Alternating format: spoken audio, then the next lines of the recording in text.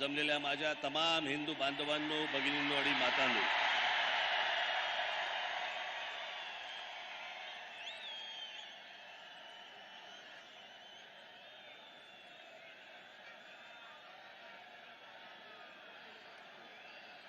मला कल्पना आहे की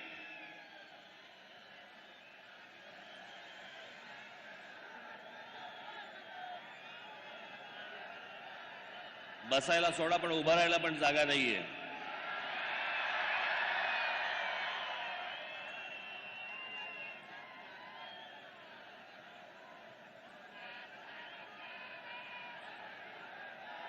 माझी आपणा सर्वांना नम्र विनंती आहे,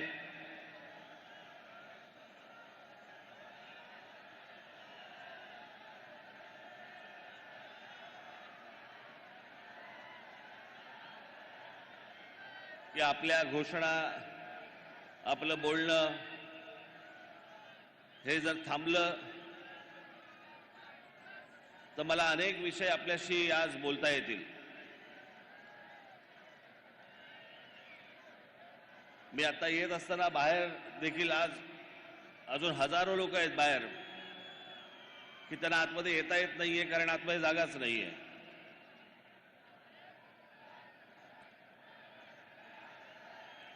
आज सर्वप्रथम मी आपणा सर्वांना 1 मेच्या महाराष्ट्र दिनाच्या सर्वांना मनपूर्वक शुभेच्छा देतो. कामगार दिनाच्या मनपूर्वक शुभेच्छा देतो आणि बोलायला सुरुवात करतो.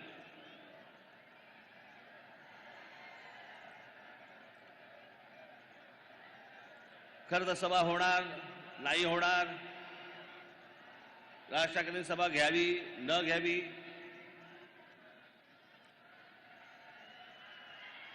सभेला परवानगी मिळणार नाही मिळणार,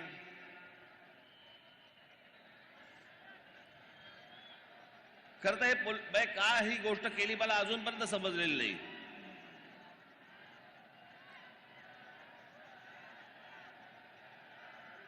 मी महाराष्ट्राच्या कुठच्याही कोपऱ्यामध्ये जरी मी समजा सभा घेतली असती तरी दूरदर्शनवरनं तुम्ही पाहिलंच असतं ना.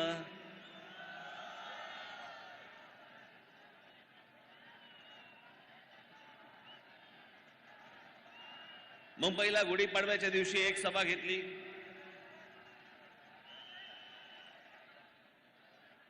त्याच्यानंतर त्या सभेनंतर बरेच जण बडबडायला लागले.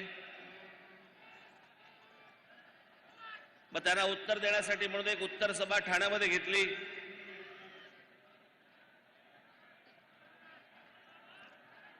खरं तर 2च सभा मी घेतल्या.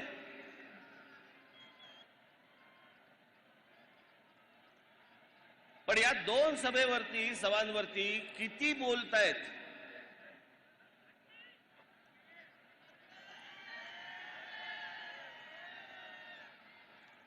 आणि मग ही ज्याला ठाण्याची सभा ज्याला झाली त्यावेळेला माझ्या दिलीप धोत्रेंनी मला फोन केला.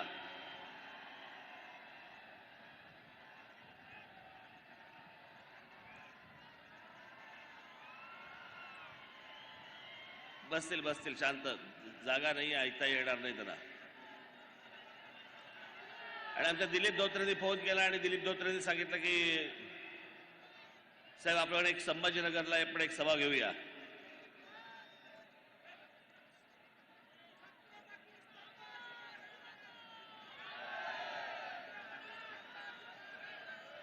आणि म्हटलं हा तर संभाजीनगर हा तर महाराष्ट्राचा मध्य,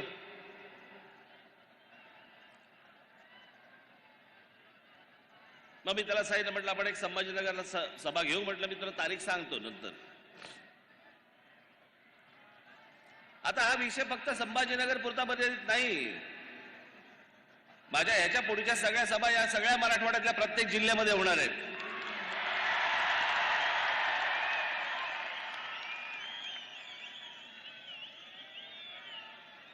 तसंच विदर्भातही जाणार आहे.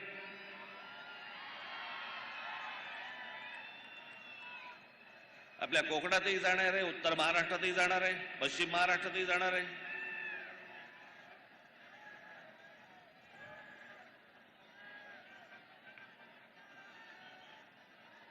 पण या सभांना आडकाठी आणून काहीच होणार नाही. मी कुठेही बोललो तरी ते लोकांपर्यंत पोहोचणारच आहे.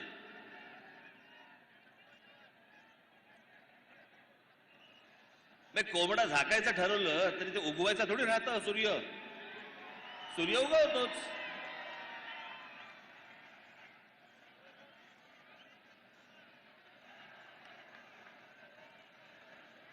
पण आज या ऐतिहासिक संभाजीनगरमध्ये जी काय उरली सुरली जी काय आहे ती म्हटलं आता जरा संभाजीनगरमध्ये काढू.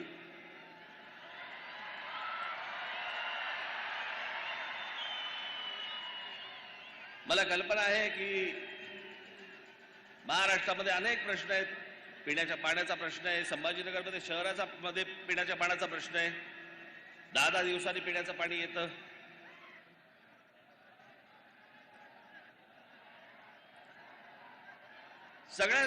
सगळेच अडचणी आहेत. सगळेच प्रश्न प्रलंबित आहेत. मला याची संपूर्ण कल्पना आहे.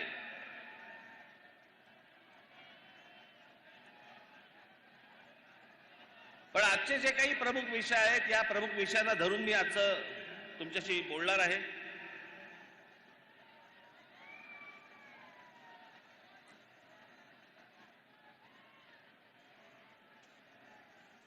आज या संभाजीनगरमध्ये खरं तर या संभाजीनगरचं याचं मूळ नाव खडकी.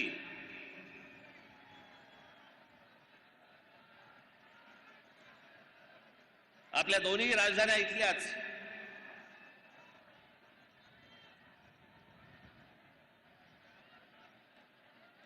एक आमचा देवगिरीचा किल्ला आणि त्याच्या अगोदरची आमची पैठण.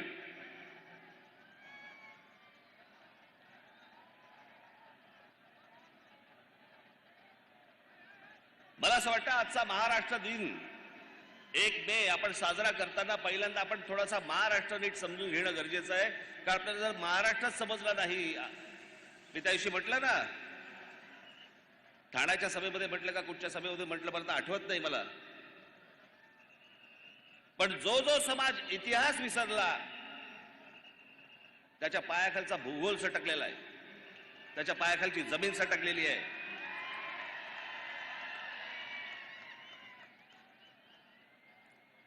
आणि म्हणून मला असं वाटतं की थोडासा इतिहास आपण समजून घेणं गरजेचं आहे की आपण कोण आहोत.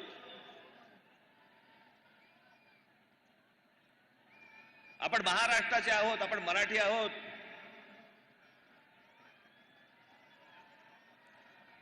या महाराष्ट्राने आजपर्यंत या देशाला काय काय दिलं. मुळात हा कधी देश असा नव्हता. ही भूमी होती एक.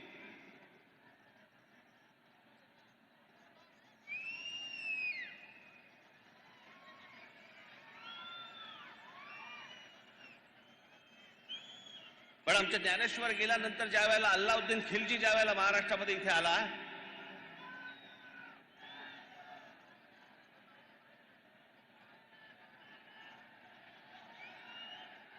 आणि आमच्या देवगिरीच्या किल्ल्यामध्ये ज्यावेळी शिरला, काय चाललं रे तिकडे?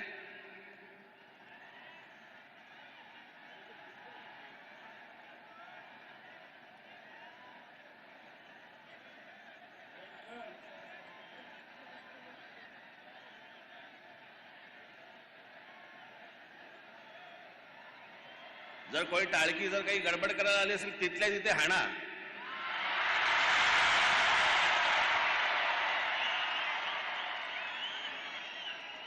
महाराष्ट्र नवनिर्माण सेनेची सभा आहे. इथे वेडवाकड कराल ना, चौरंग करून घरी पाठवीन.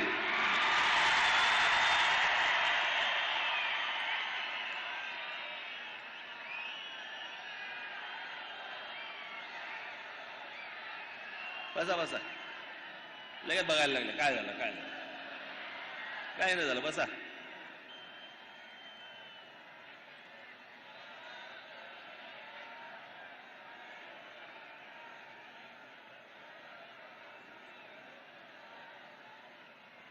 या एका अल्लाउद्दीन खिलजीने 1 लाख लोक घेऊन येतं म्हणून सांगितलं. रामदेवराव यादव आमचा राजा बेसावत राहिला. आमच्या किल्ल्यामध्ये फितुरी झाली.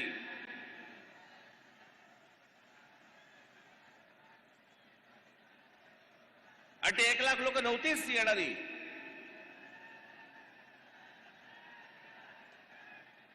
आलेले लोक काही हजारात होती. मी ज्यावेळेला हा इतिहास ज्यावेळेला वाचतो त्यावेळेला मला कळतं. नाही तर आजच्या सोशल मीडियावरती आपल्याला बघतो ना आपण, अल्लाउद्दीन खिलजीचं सैन्य येतंय, ही महाराष्ट्रातली पहिली फेक न्यूज. आपण फेक न्यूज हल्ली फक्त व्हॉट्सअपवरती बघतो. वाटेल ते देतात, वाटेल ते सांगतात.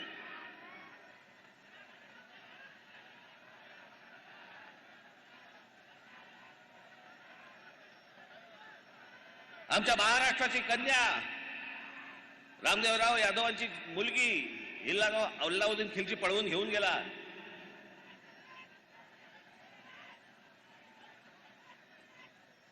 महाराष्ट्रामध्ये अंधकार पुढचे साधारणपणे 400 वर्ष महाराष्ट्र खितपत होता.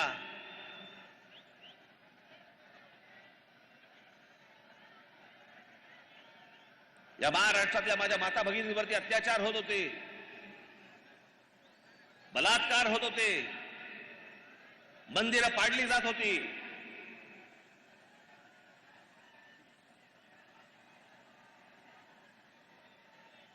याच पैठणीला आमच्या एकनाथ महाराजांनी तेव्हा तिथे आरोळ दिली, दार उघड भैये दार उघड.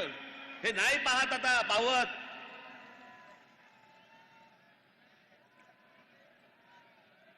आणि या 1630 ला दार उघडलं.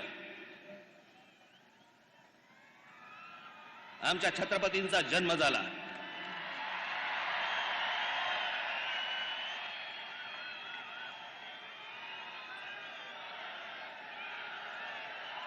स्वाभिमानाने कसं जगायचं असतं आणि काय जगायचं असतं हे आमच्या राजाने शिकवलं.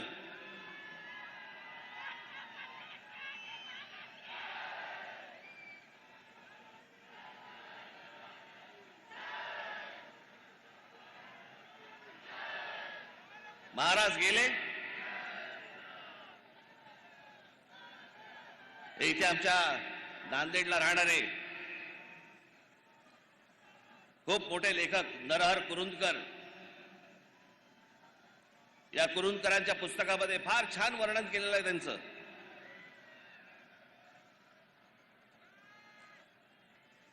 छत्रपती शिवाजी महाराज म्हणजे कोण होते. आपण फक्त काय विचार करतो, अफजल खानाचा कोतळा पाडला, शाहिस्ते खानाची बोटं छाटली, आग्र्यावरून तिथून निसटले. पण केवळ 50 वर्षाचं आयुष्य, 50 वर्षाचं आयुष्य. इतका मोठा हा राजा, हा बादशाह औरंगजेब, हा शिवाजी महाराजांना तिथून निसटल्यावरती मारण्यासाठी म्हणून इथे आला, सगळं काही सोडून. महाराष्ट्रामध्ये औरंगजेब आलाय 1681 साली आणि महाराजांचा मृत्यू झालाय, महाराजांचं निधन झालंय 1680 साली. औरंगजेबाला माहित नव्हतं का की ज्याच्यासाठी म्हणून आपण महाराष्ट्रामध्ये चाललेलो आहोत तो माणूसच राहिलेला नाहीये. आपण कशासाठी चाललोय. तरी पुढची 27 वर्ष हा औरंगजेब या महाराष्ट्रामध्ये इथे राहिला आणि इथं मेला. 27 वर्ष परत कधी आग्र्याला गेलेला नाहीये. इथे संभाजीराजे त्यांच्याशी लढले, संताजी धनाजी लढले, राजाराम महाराज लढले, ताराराणी साहेब लढल्या.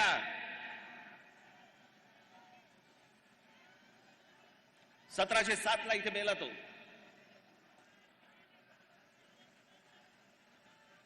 औरंगजेबाने जी पत्र पाठवलेली आहेत ना, ती जी पत्र पाठवलेली आहेत त्या पत्रामध्ये तो कोणाचाही उल्लेख नाही करत. त्या पत्रामध्ये फक्त उल्लेख करतोय शिवाजी अजून मला छळतोय. ती जी प्रेरणा आहे ज्याच्यावरती हे सगळे लढतायत त्या प्रेरणेला तो शिवाजी म्हणतोय. तो वेडा नव्हता, खुळा नव्हता. त्या औरंगजेबाला फक्त कळलं होतं की शिवाजी व्यक्ती नाहीये, शिवाजी हा विचार आहे.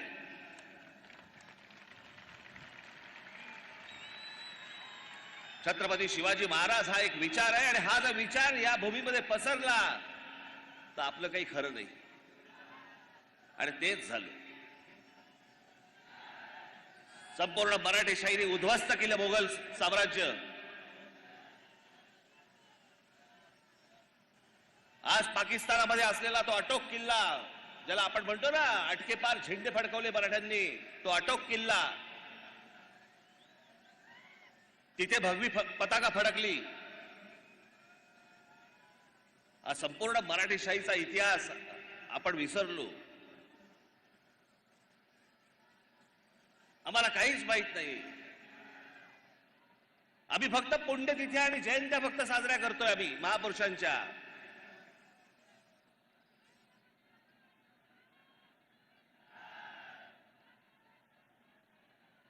आमच्या डॉक्टर बाबासाहेब आंबेडकरांचं काय वाक्य आहे. ते म्हणाले आमच्या लोकांच्या अंगामध्ये म्हणे देवी येते, भूत येतात, सगळ्या गोष्टी होतात. काय वाक्य आहे त्यांचं, अप्रतिम वाक्य आहे. त्याचे बाबासाहेब म्हणतात ज्या दिवशी या देशातल्या या समाजाच्या अंगामध्ये शिवाजी नावाचं भूत येईल ना, त्या दिवशी अख्खं जग पादाक्रांत करून टाकू आपण.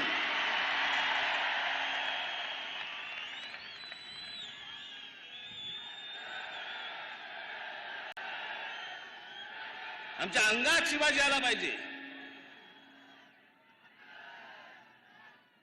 ही आमची मराठेशाही, हा आमचा महाराष्ट्र.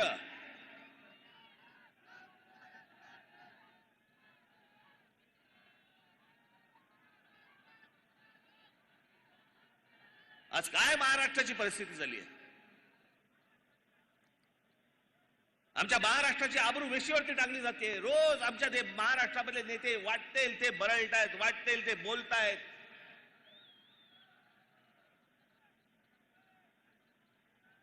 पुढच्या येणाऱ्या ज्या पिढ्या आहेत, आज जे लहान कच्चे बच्चे जे आहेत, ते राजकारणाकडे बघताना, राजकारण्यांकडे बघताना काय शिकत असतील.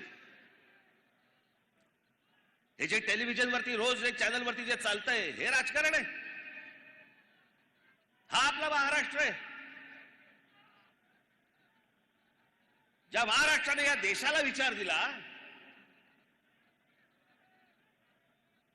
समाजवादाचा विचार या महाराष्ट्रात गेला, बुद्धिझमचा विचार या महाराष्ट्रात गेला, हिंदुइझमचा विचार या महाराष्ट्रात गेला, कम्युनिझमचा विचार या महाराष्ट्रात गेला.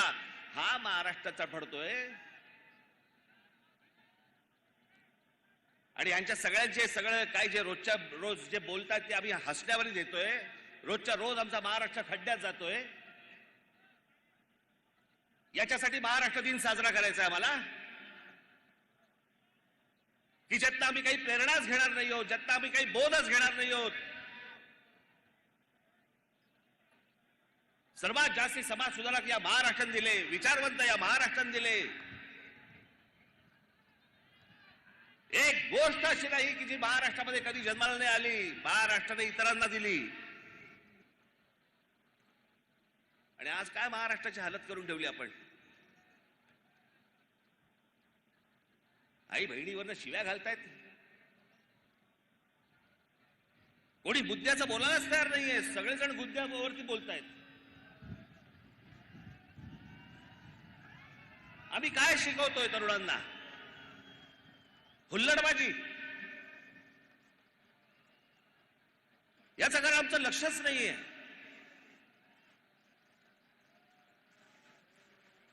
राज ठाकरेंचं भाषण आहे, हल्ला गुल्ला करा, घोषणा द्या, बस निघालो आम्ही. आम्हाला यातनं काही घ्यायचं नाही. इथेच मरतो आपण. त्या आमच्या हाताला काही लागत नाही.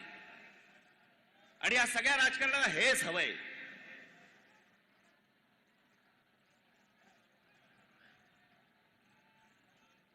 माझी 2 भाषणं काय झाली, त्याच्यावरती सगळे काय फडफडायला लागले.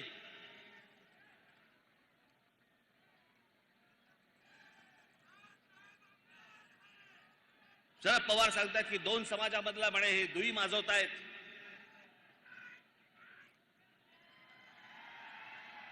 हे महाराष्ट्र आणि देशासाठी म्हणे योग्य नव्हे. मी दुई माजवतोय. पवार साहेब, आपण जाती जातीमध्ये जे भेद निर्माण करताय ना, त्याने दुही माजती आहे.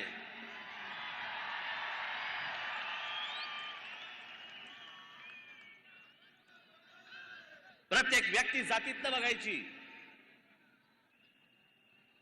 हातामध्ये पुस्तक घेतल्यानंतर पुस्तकाचा लेखक कोणत्या जातीचा आहे त्याचा विचार करून बोलायचं. मी त्या दिवशी जेव्हा बोललो, आज आत्ता घरी जेव्हा जाल त्यावेळेला युट्यूब वरती काढून बघा, सर्व राष्ट्रवादी काँग्रेसच्या आतापर्यंतच्या सभा काढून बघा. कधीतरी शरद पवार साहेबांनी महाराजांचा, छत्रपती शिवाजी महाराजांचा उल्लेख केलाय का? आत्ता बोलायला सुरुवात झाली. आत्ता सुरुवात झाली मी बोलल्यावरती, तोपर्यंत काही नाही. आणि काहीतरी व्हिडिओ काढतायत, तल्लीन झालेत आणि गीत रामायण ऐकतायत आणि बाजूला शिवाजी महाराजांचं पुस्तक ठेवलंय. कशासाठी खोटं करताय? ज्या दिवशी मी त्या दिवशी म्हटलं माझ्या सभेमध्ये, बस रे आता बस.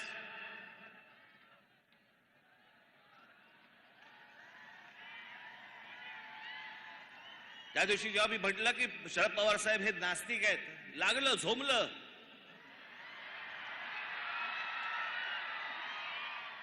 जे मला माहिती होतं ते मी बोललो. मग लगेच देवाचे फोटो काढले, सगळे पूजा करताना, नमस्कार करताना वगैरे. अहो, देवाचे कशाला फोटो काढताय? आपली कन्या लोकसभेमध्ये बोलली आहे की माझे वडील नास्तिक आहेत.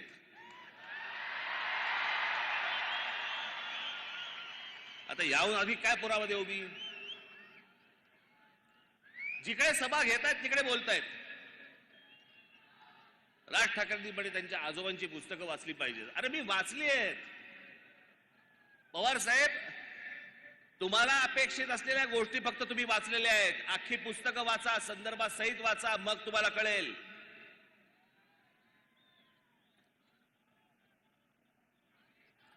माझ्या आजोबांनी जे लिहून ठेवलंय ते जर समजा तुम्ही नीट वाचलं तर ते परिस्थितीला धरू नये. ते व्यक्तिसापेक्ष आहे.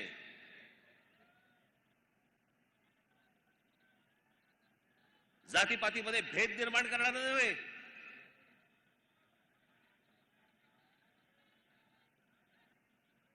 हा आपला हिंदू धर्म मानणारा माणूस होता, तो त्याची पूजा करणारा माणूस होता.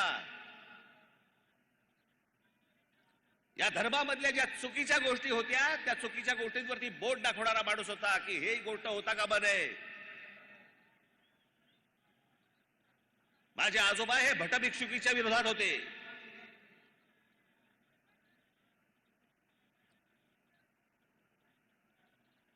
धर्म मानणारा माणूस होता. म्हणून मी आज पवार साहेबांसाठी काही संदर्भ आणलेत.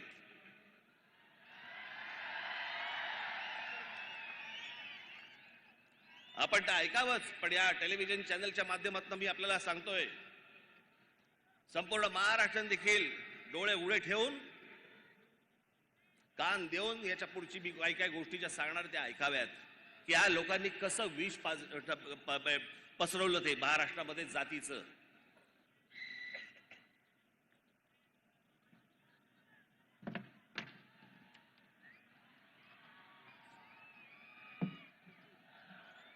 मी प्रबोधनकारांच्या काही पुस्तकं आणि त्यातले संदर्भ खास करून पवार साहेबांना सांगण्यासाठी म्हणून इथे लिहून आणलेत की जर जमलं तर आपण हे वाचावेत.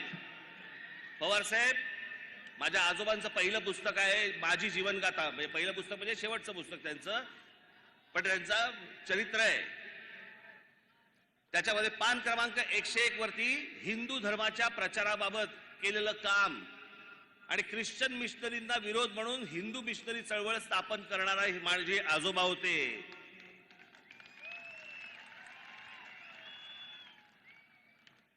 महाराष्ट्रामधला नवरात्रोत्सव आपल्याला कल्पना नसेल, सार्वजनिक नवरात्रोत्सव सुरू करणारे माझे आजोबा होते, प्रबोधनकार ठाकरे होते.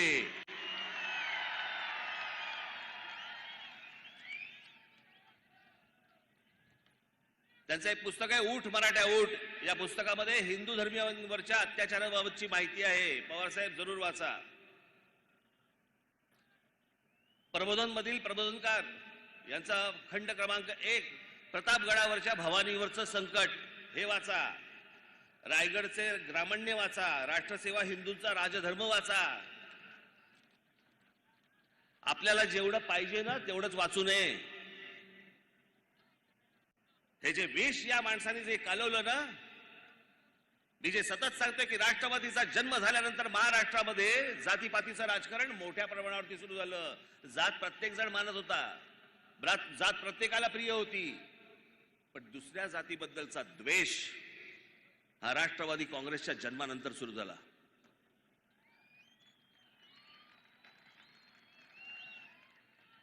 माझा मराठा बांधव भगिनी यांची माती भडकवायची,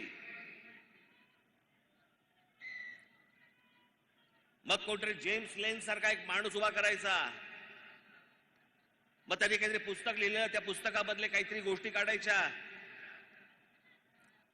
आणि ज्या माणसाने संपूर्ण महाराष्ट्रात नव्हे तर देशात छत्रपती शिवाजी महाराज घराघरापर्यंत पोहोचवले, त्यांच्या वृद्धापकाळामध्ये पवार साहेबांनी आमच्या बाबासाहेब पुरंदरेंना त्रास द्यायला सुरुवात केली. कशासाठी? की ते ब्राह्मण आहेत म्हणून. पवार साहेबांना मला एकच गोष्ट सांगायची आहे, या राज ठाकरे ना आमचं घर, आमच्या घरामध्ये आम्हाला कधी जातपात शिकवली नाही, आम्हाला जातपात माहिती नाही, आम्ही जातपात कधी बघत नाही आणि आम्हाला जातीपातीशी काही देणं घेणं नाही. मी ज्याच्याकडे जातो ती व्यक्ती त्या व्यक्तीकडे जातो. मी जात बघून जात नाही, जात बघून पुस्तकं वाचत नाही. तुमच्या मतांच्या राजकारणासाठी हे सगळं ध्रुवीकरण करायचं जर एवढंच आहे तर मग रायगडावरची समाधी ही कोणी बांधली? आमच्या शिवछत्रपतींची समाधी जी बांधली गेली रायगडावरती कोणी बांधली? ही आमच्या लोकमान्य टिळकांनी बांधली. लोकमान्य टिळकांना आता तुम्ही काय ब्राह्मण म्हणून बघणार आहात का? लोकमान्य टिळकांनी ज्यावेळेला स्वतःचं पहिलं वर्तमानपत्र काढलं, त्या वर्तमानपत्राचं पहिलं नाव काय? मराठा.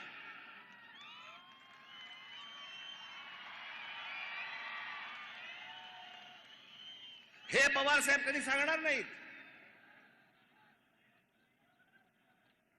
आता जेम्स लेन, इतकी वर्ष बघा ही माणसं सत्तेमध्ये होती, खेचून आणायचा होता त्या जेम्स लेनला, विचारायचा होता तुला कोणी सांगितलंय? त्या जेम्स लेनची आता इंडिया टुडेने मुलाखत घेतली. त्या मुलाखतीमधले फक्त 4 प्रश्न मी तुम्हाला दाखवायला आणलेत. ते 4 प्रश्न फक्त आपण बघून घ्या. दाखव रे. एक मिनिट थांबा. ही जेम्स लेनची मुलाखतीतला काही भाग आहे. छत्रपती शिवाजी महाराजांची अपमानकारक माहिती तुम्हाला कोणी पुरवली होती? तुम्ही प्रश्न चुकीच्या पद्धतीने विचारत आहात. हे जेम्स लेन सांगतोय, मला कोणीही माहिती पुरवली नाही. माझं पुस्तक लोकांमध्ये प्रचलित असलेल्या कथांबद्दल आहे. या कथा सांगत असलेल्या लोकांनी नरेटिव्ह सेट करून ठेवलं त्याबद्दल आहे. काही लोक रामदास यांना शिवाजी महाराजांचे गुरु मानतात, तर काही तुकाराम महाराज यांना शिवाजी महाराजांचे गुरु मानतात. यातलं खरं काय आहे त्यात मला काही रस नाही. पण एक गट पहिल्या नरेटिव्हच्या बाजूने आहे तर दुसरा दुसऱ्या नरेटिव्हच्या बाजूने आहे. असं का? पुढे तुमच्याकडे असलेल्या अपमानकारक माहितीचा आधार काय? जेम्स लेन, माझं पुस्तक काळजीपूर्वक वाचणाऱ्यांच्या लक्षात येईल की मी कुठलंही ऐतिहासिक तथ्य मांडल्याचा दावा केलेला नाही. मी शिवाजी महाराजांचा अपमान केलाय अशी टीका करणाऱ्यांनी चुकीचा अर्थ काढलाय. पुन्हा सांगतो, मी कथांबद्दल बोलतोय, इतिहासातील तथ्यांबद्दल नाही. पुढे या विषयाबाबत तुमचं बाबासाहेब पुरंदरेशी बोलणं झालं होतं का? त्यांचं म्हणणं काय होतं? मी कधीही बाबासाहेब पुरंदरेशी एका शब्दाने बोललेलो नाही. पुढे महाराजांबद्दलचे अपमानकारक शब्द तुम्ही मागे घेतले ते कशामुळे? युक्तिवाद करताना मी पुरेशी काळजी घेतली नाही, त्याचा परिणाम इतरांना भोगावा लागला. ज्याच्यावरनं 10-15 वर्ष राजकारण केले या महाराष्ट्रामध्ये पवार साहेब तुम्ही, तो जेम्स लेन सांगतो मी कोणालाही भेटलेलो नाहीये. ते माझं ऐतिहासिक पुस्तक, माझ्या ज्यामध्ये इतिहास नाहीये. तुमची केंद्रामध्ये सत्ता होती, तुम्ही कृषी मंत्री होता, का नाही फरफटत आणला त्याला? का महाराष्ट्राची डोकी फिरवली? कशासाठी हे विष पाजलत तुम्ही लोकांना? कशासाठी विष पाजलत? नवीन वाद उकरून काढायचे. शिवाजी महाराजांचे गुरु रामदास स्वामी होते का नव्हते? रामदास स्वामींकडे परत तुम्ही जातीने बघणार आहात?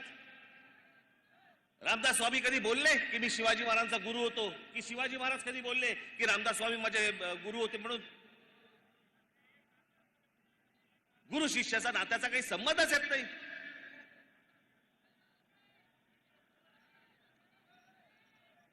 जे रामदास स्वामीने आजपर्यंत जे शिवाजी महाराजांवरती लिहून ठेवलेलं आहे ना, मी त्याच्या इतकं उत्कृष्ट शिवाजी महाराजांवरती लिहिलेलं आजपर्यंत कुठेही वाचलेलं नाही.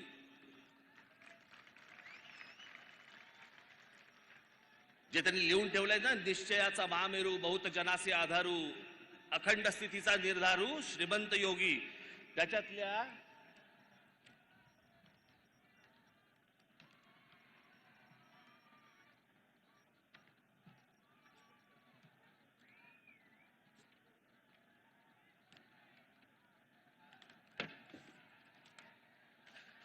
फक्त शेवटच्या 3 ओळी वाचून दाखवतो. लाऊडस्पीकर वरती येणार पण थोड्या वेळाने.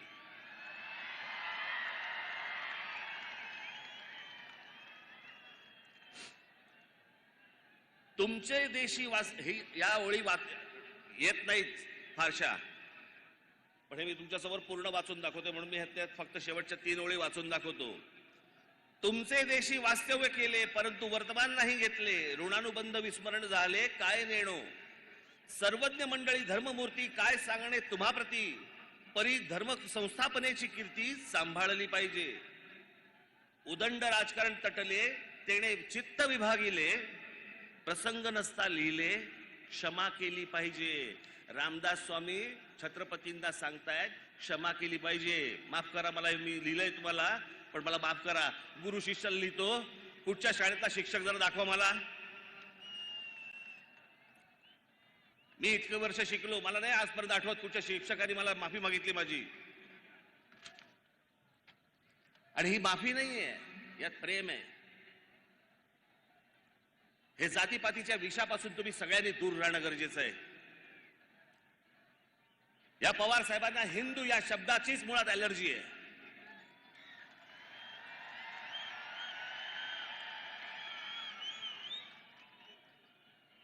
प्रत्येक वेळेला बोलताना शाहू फुले आंबेडकरांचा महाराष्ट्र, हो तो आहेच, आमच्या शाहू फुले आंबेडकरांचा महाराष्ट्र आहे, पण त्याआधी आमच्या शिवछत्रपतींचा महाराष्ट्र आहे. त्यांचा विचार घेऊन ते पुढे गेले,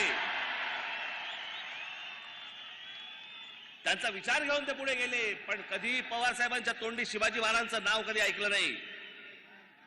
मी आता काढल्यानंतर आता बोलायला लागले. आणि हल्ली काय गोष्टी काय लपून राहत नाहीत. त्या सगळ्या राष्ट्रवादीच्या सभा तुमच्या समोर आहेत, घरी जाऊन बघू शकता. फोटो पण नसतो, फोटो पण कधी नसायचा, आता सुरू केलं लावायला. या सगळ्या गोष्टींपासून मी हे मुद्दामून आपल्याला सांगतोय, कारण हे जे सत्य जे चालू आहे ना त्यांचं. आणि पवार साहेब, पहिली गोष्ट आपल्याला निश्चितपणे सांगतो, मी जात मानत नाही, मला जातीशी काही देणं घेणं नाही. इथे कोणा ब्राह्मणांची बाजू घेण्यासाठी म्हणून मी पण उभा नाहीये आणि कोणाचीच बाजू घेणार नाहीये.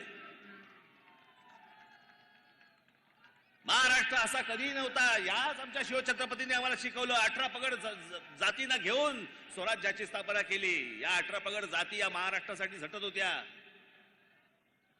या 18 पगड जातींमध्ये विष कालवलं तुम्ही का? तुम्हाला सगळ्यांमधून मतं पाहिजेत म्हणून, आमदार निवडून यायला पाहिजेत म्हणून? अहो, एवढ्याशा छोट्याशा गोष्टीसाठी म्हणून हे कालवलेलं विष कुठपर्यंत गेले बघा. शाळा कॉलेज पर्यंत गेलं.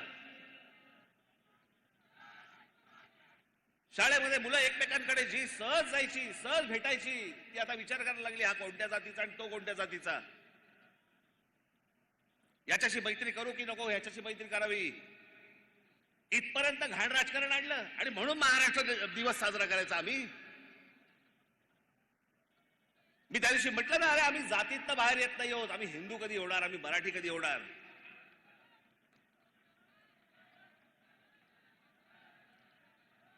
आमच्याकडे जातीने विळखा घालून ठेवल्या सगळ्या गोष्टीला.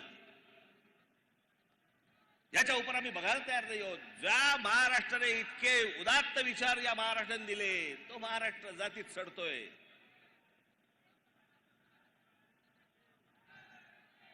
त्याचा दिवस साजरा करायचा आम्ही?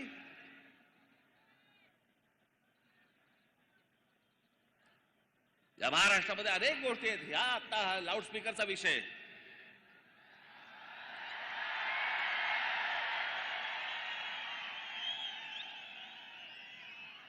त्याशी एका पत्रकाराने मला विचारलं, नाही एकदम लाऊडस्पीकर अचानक. म्हटलं अचानक?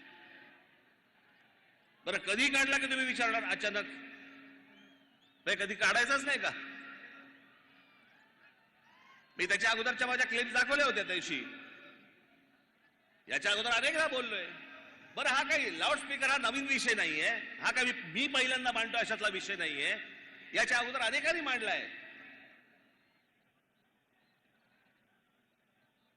मी फक्त त्याला पर्याय दिला.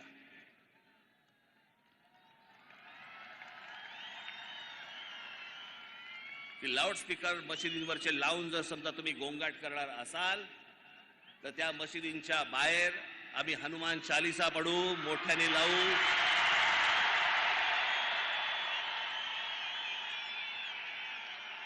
मला कुठेही महाराष्ट्रामध्ये दंगली घडवायच्या नाहीत. महाराष्ट्रामध्ये मला कुठेही दंगली घडवायची इच्छा देखील नाहीये. मुस्लिम समाजाने देखील ही गोष्ट नीट समजून घेणं गरजेचं आहे.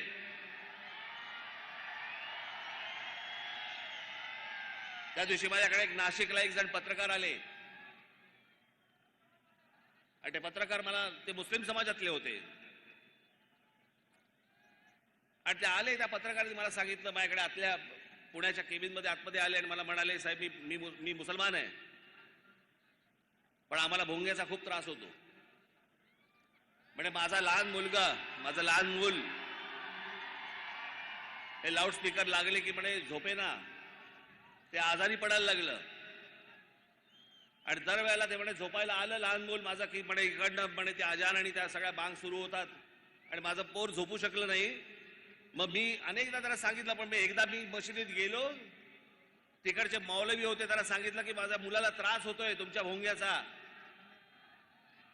तुम्हाला जे काय पठण करायचं असेल ते मशिदीच्या आत करा, आम्हाला या लाऊडस्पीकरचा त्रास होतोय. त्याच्यानंतर त्यांनी काहीतरी कमी केलं आणि त्या दिवशी पण मी सांगितलं होतं, आज परत मी तुम्हाला सांगतो, लाऊडस्पीकर हा सामाजिक विषय आहे, हा धार्मिक विषय नव्हे.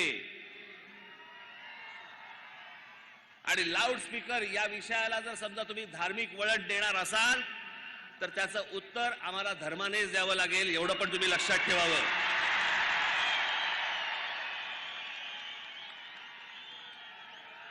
आमची इच्छा नसताना आम्हाला टोकाची भूमिका घ्यायला लावू नका. महाराष्ट्रामधली शांतता आम्हाला बिघडवायची नाही, इच्छाही नाही, गरजही नाही. परंतु जर समजा उत्तर प्रदेशमध्ये जर समजा लाऊडस्पीकर जर उतरवले जाऊ शकतात तर माझ्या महाराष्ट्रात का नाही उतरवले जाऊ शकत? सगळेच्या सगळे लाऊडस्पीकर हे अनधिकृत आहेत. सगळेच्या सगळे लाऊडस्पीकर अनधिकृत आहेत. सुप्रीम कोर्टाने सांगितलं पण आहे की स्थानिक पोलीस स्टेशनला किंवा त्यांना विचारल्याशिवाय तुम्ही लाऊडस्पीकर लावू शकत नाही, त्यांची परवानगी घ्यावी लागते. किती मशिदींकडे परवानगी आहेत?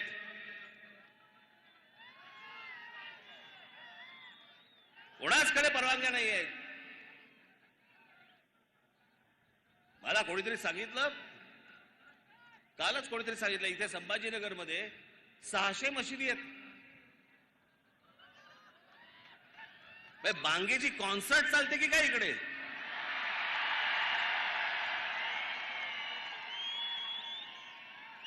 असं फक्त संभाजीनगर मध्ये नाही, अख्ख्या देशभर आहे. हे संपूर्ण देशातले लाऊडस्पीकर पहिले खाली आले पाहिजे. सगळ्यांना समान धर्म असला पाहिजे. प्रत्येक वेळेला आम्हीच का भोगायचं?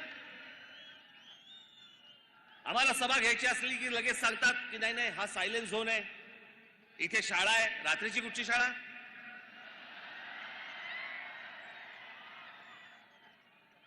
हा सायलेंट झोन आहे, इथे शाळा आहे, इथे मंदिर आहे, इथे सभा नाही घेऊ शकत. आणि ह्याना कुठेही रस्त्यावरती येऊन तुम्ही नमाज पडताय, कोणी अधिकार दिला तुम्हाला?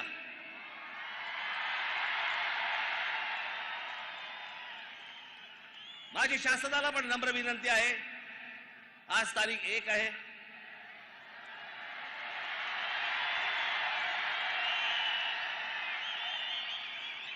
उद्या तारीख 2 आहे,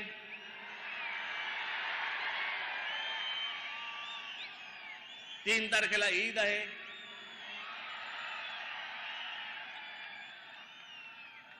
त्यांच्या सणामध्ये मला कुठच्याही प्रकारचं विष घालवायचं नाही. 4 तारखेपासून ऐकणार नाही.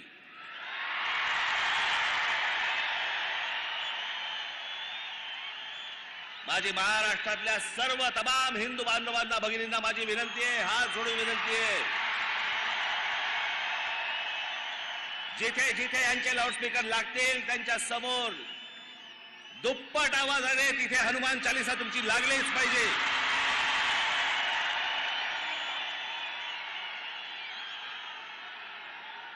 विनंती करून जर समजत नसेल तर आमच्या समोर दुसरा पर्याय उरत नाही. लाऊडस्पीकर तुमच्या धर्मामध्ये बसत नाही.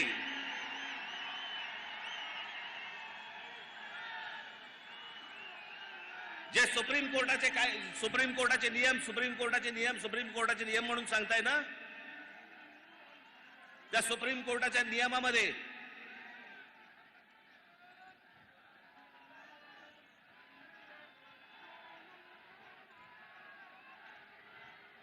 माझी पोलिसांना नम्र विनंती आहे, जर सभेच्या वेळेला हे बांग जर सुरू करणार असतील, आपण आत्ताच्या आत्ता ताबडतोब तोंडात बोळा कोंबावा. ह्यांना जर सहज सरळ मार्गाने जर समजा समजत नसेल तर मग त्याच्यानंतर महाराष्ट्रात काय होईल मला माहिती नाही.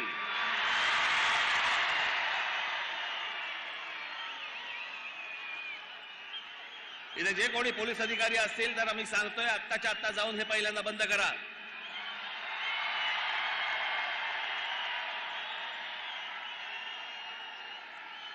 आणि माझं एक म्हणणं आहे या बाबतीत, त्यांना जर समजा सरळ भाषेमध्ये समजत नसेल ना तर एकदा काय ते तिच्या आईला होऊनच जाऊन देत.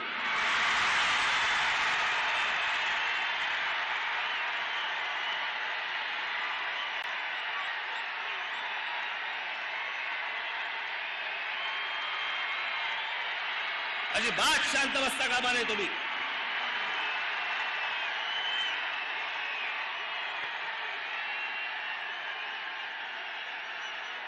संभाजीनगरच्या पोलिसांना माझी हात नम्र विनंती परत करतोय, मी आपल्याला परत सांगतोय,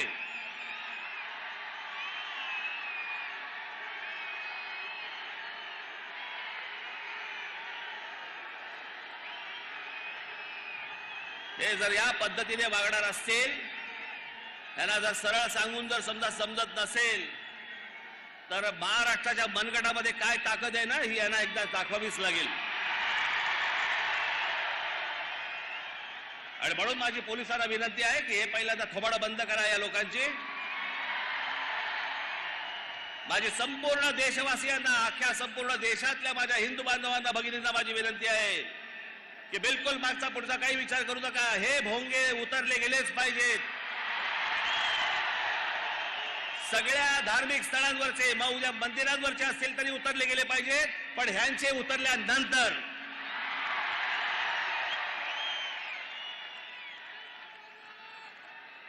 आपण सगळेजण,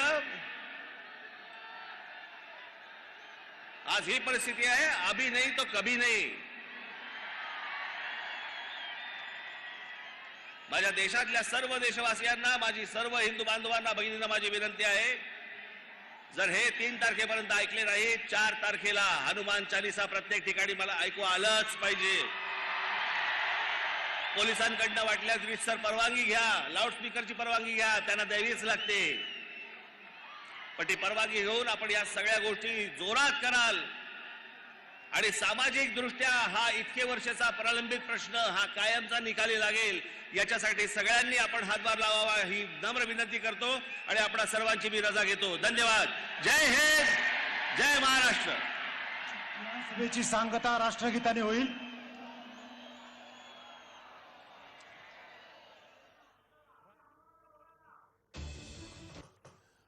राज ठाकरे यांच्या औरंगाबाद येथे सभा एकदा काय ते होऊनच जाऊ द्या असं त्यांनी यावेळेस म्हटलंय. 4 तारखेपासून ऐकणार नाही असंही राज ठाकरे यांच्या सभेत म्हटलंय. भोंगे आटले नाहीत तर हनुमान चालीसा लावाच असे आदेश त्यांनी दिलेत. एकदा काय ते होऊनच जाऊ द्या असं राज ठाकरे यांनी म्हटलंय. 4 तारखेपासून ऐकणार नाही असं राज ठाकरे यांनी या सभेत म्हटलंय. भोंगे आटले नाहीत तर हनुमान चालीसा लावाच असा आदेश त्यांनी संपूर्ण राज्यातील देशातील जनतेला दिलाय.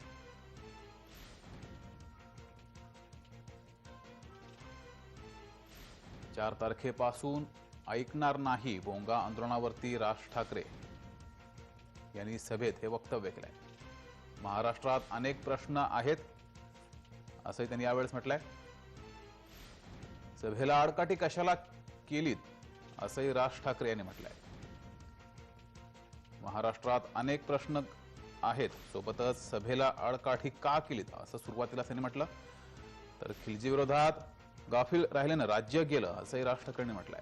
महाराष्ट्राच्या छत्रपतींच्या रूपाने महाराष्ट्रात स्वाभिमान जन्मला असे राज ठाकरेंनी आपल्या सभेत म्हटलंय. इतिहास विसरला तर भूगोल पायाकडून जाईल असंही त्यांनी म्हटलंय.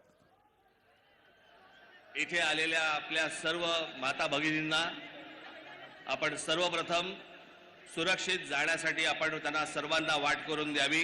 त्या व्यवस्थित सुरक्षित बाहेर पडतील याची आपण सर्वांनी दक्षता घ्यावी. जिथून जिथून आपण आलेले असाल तिथे आपण सर्वजण जाताना घरी जाताना नीट काळजी घेऊन आपण वाहनं नीट चालवून आपण घरी जावं. धन्यवाद. महिला कक्षातील महिलांना विनंती आहे आपण कक्षातच थांबा. औरंगजेब महाराष्ट्रातून परत जाऊ शकला नाही. शिवाजी ही व्यक्ती नाही तर विचार आहे असे राज ठाकरेंनी आपल्या सभेत म्हटलंय.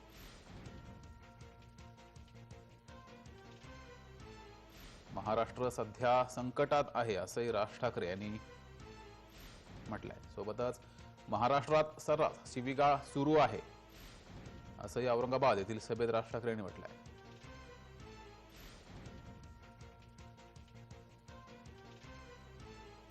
तसेच शरद पवार यांच्यावर हल्लाबोल केलाय. शरद पवार हे जाती जातीत भेद माजवतात. पवारांना मी केलेली टीका झोंबली असंही राज ठाकरे यांनी म्हटलंय. पवारांनी संदर्भासहित प्रबोधनकार वाचावेत असंही राज ठाकरेंनी आपल्या सभेत म्हटलंय.